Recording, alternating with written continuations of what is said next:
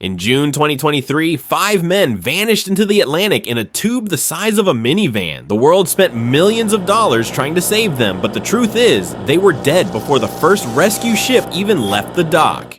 And it was all because this man, Stockton Rush, decided that the laws of physics were merely suggestions from the government to stop him from having fun. Meet Stockton, a man who looked at the unforgiving, crushing black abyss of the ocean and thought, you know what this needs? A discount tube from Home Depot and some positive thinking. He was an innovator, which is corporate speak for someone who ignores safety regulations until physics ignores him back. His dream was to take tourists to the Titanic, because looking at a dead ship on a 4K monitor isn't enough. You need to physically visit the underwater graveyard in a vessel that sounds like it's made of Rice Krispies. To do this, he built the Titan, a submersible that looked less like a deep-sea vessel and more like a septic tank with a window. Every expert in the industry told him, hey Stockton, maybe don't use carbon fiber, it cracks. But Stockton possessed the unearned confidence of a man who has never been told no. Here's why Stockton was, to put it politely, an idiot. Carbon fiber is great for airplanes. It's light and holds pressure in.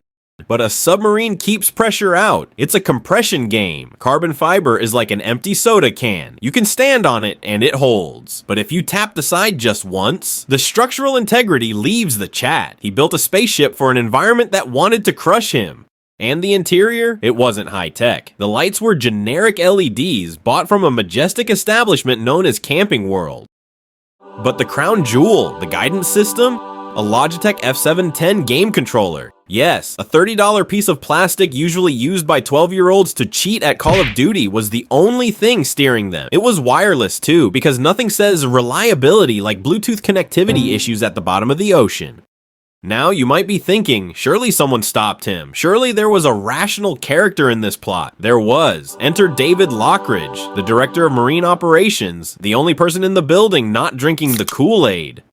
David looked at the hull and noticed it wasn't tested. When he asked for the safety data, Stockton gave him the corporate equivalent of "trust me, bro." David wrote a report saying, "This thing is a death trap." Stockton's response? He fired him. He sued him.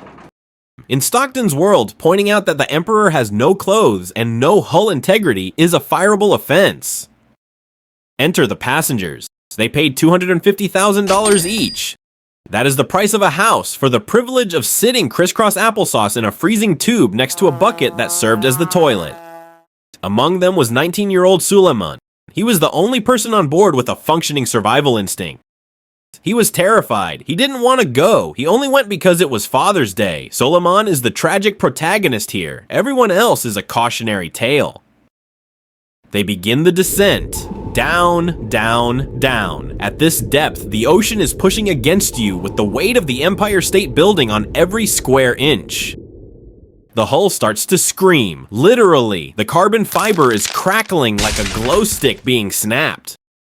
A rational human being would drop the weights and surface, but Stockton was a visionary, and visionaries don't stop for ominous cracking noises. And then, physics checked the receipt. The ocean, tired of being disrespected by a glorified soda can, decided to intervene. In a fraction of a millisecond, faster than the human brain can process the thought, oops. The Titan went from a submarine to a soup mix. It wasn't a tragedy of errors, it was a speed run of bad decisions. On the surface, the world lost its mind. For 4 days, the media told us there was hope. They reported banging sounds. The internet convinced itself that Stockton Rush was down there tapping out SOS codes. We imagined a dramatic survival movie. We imagined them huddling for warmth, waiting for the heroes. It was the ultimate cliffhanger, but the ocean doesn't do cliffhangers.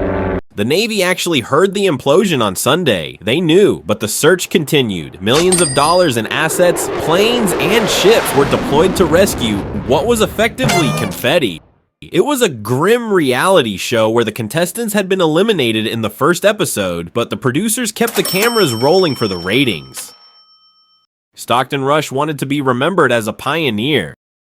And he succeeded. He is now the patron saint of why we have safety regulations. He proved that you can cheat taxes and you can cheat investors, but you cannot cheat 400 atmospheres of pressure. Welcome to the bottom of the food chain.